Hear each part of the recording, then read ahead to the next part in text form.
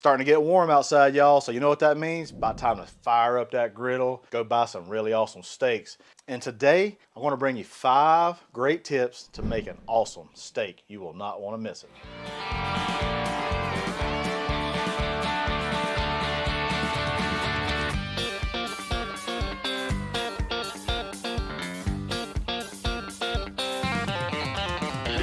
That's some good groceries. When it gets warm, hey, steak is on the menu. So that leads us to our number 1 tip, that is choosing a nice steak, y'all. And for me, I like a ribeye, okay? Nice ribeye with nice marbling all throughout. That marbling is going to provide you with a little bit of fat. It's going to provide you with some flavor too. Fat's flavor, y'all, I'm telling you. And that's why the ribeye kind of shines through for me. So along with having a nice steak, you also, for me, a thick steak is key, y'all. Nice and thick. I like to keep it to about 2 finger lengths, okay? 2 fingers stacked on top of one another. That's going to provide a really nice steak. And it also griddles up really, really nice. So that's that first tip, y'all. That's a crucial one. If you don't like ribeyes and all the fat, feel free. New York strips are nice. Just look for some nice marbling. Fillets are also really good. There's not going to be a lot of fat in that, but it's going to be nice and tender. And even a sirloin. Sirloins have nice beefy flavor. So use whatever you like. Just look for that marbling. Look for a good cut and nice thick cuts too. So tip number 2 is, what I like to do is I like to come in with a little bit of salt, preferably about a 1/4 teaspoon per pound. Don't neglect, especially if we got a thick steak, don't neglect the sides. Got to get the sides as well. They need love, all right? So you're probably wondering, Hussey, what does the salt do? Well, I'm glad you asked. Salt pulls moisture out of meat. Salt's a moisture puller.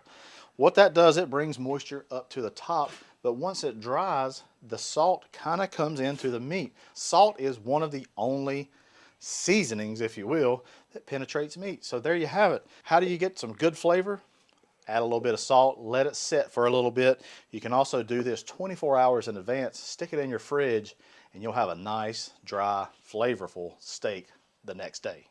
For this project, we don't have that long. We're just gonna let this kind of hang out, just kind of let it mingle for a little bit, and then we're gonna go from there. All right, so as you can see, there's a little bit of glistening here, y'all. And that's that salt doing its work. So now this is our tip number 3. Make sure your steak is nice and dry. So just take a paper towel, just kind of come through, blot all that moisture that has come up to the top. Moisture is not your friend. It prevents browning and that nice crust that you're going for here. Next, we're going to season this up. Season it up with your favorite. One I really love is this blackened steak seasoning. You can get this from your Lowe's. You get it online as well, but I really like it. Makes great color also, but it really tastes good too. Feel free to use a binder if you want. I happen to like just putting it on the meat and just kind of rubbing it just a little bit. It kind of gets the fat, kind of makes its own binder, if you will. That's a tip you get for extra, all right? Hussey always says, don't forget the sides. Don't forget the sides. They need love too. Here we go. Tip number 4, y'all. Get your Blackstone hot. Can't stress that enough. You can't get a nice crust without nice heat. 450, 500 degrees, 550 is great for searing. We're going to add a little bit of our avocado olive oil blend. See that nice smoke coming off? That tells you it's ready. Now comes our steaks. You want to hear that sizzle. If you don't hear that sizzle, might as well take them off. Your steaks are on. Now, don't touch them. We're going to let these go for maybe about a minute, all right? And we're going to flip it. It's not going to be done. What we're doing is preventing the bottom from cooking so much to make a gray band. So we're just going to flip, and then we're just going to keep on flipping about every minute. Hey, thanks for watching thus far. I appreciate it. If you don't mind, hit that like button and hit that subscribe button. And most of all, comment down below. I would love to interact with you. All right, so it's been about 1 minute, and we're going to flip these over.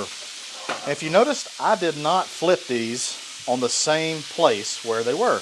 I'll flip it to another hot spot, hotter spot than where you're at. And I'm going to allow where they were previously to heat back up. All right, another minute. Now I'm going to flip it over to its original spot. It's nice and hot now. All right, so as you're going along, you want to make sure you start temping once you start getting some nice color.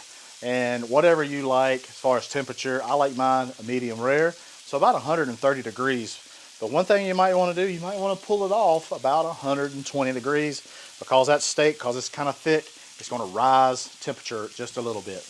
Guys, these are about 120 degrees. I am going to take these off. They look beautiful. Y'all, we're not done yet. We're going to add some more amazing flavor to these steaks. I promise you, your guests are going to be like, wow. We're going to come in and we're going to make a beautiful sauce for this. And we're going to start out with some really good butter. We're going to throw some cloves of garlic down. Use as much or as little as you like. I'm really going heavy here because I like garlic. Next, we're going to put some rosemary down and some beautiful thyme. I really, really love thyme and ribeye steak along with the garlic. You can also do this while the steaks are on the flat top, and then you can baste it in this as well. The choice is yours. I do this sometimes and I do the other sometimes as well. Time for the best part of the job. Let's give these a try. Let's see how we did. Man, that blackened steak seasoning, boy, it's a cat's meow. Man, that top side of that steak, that thing just hits, I'm telling you. Let's come in here to the middle. Nice medium rare. It's perfect, perfect, perfect. Whenever you're serving this, you got all this beautiful butter bath that you made on the griddle after your steaks. So you just come in and you want to just lather this. Just, I mean, like you're painting. Act like you're Picasso. And then try this steak.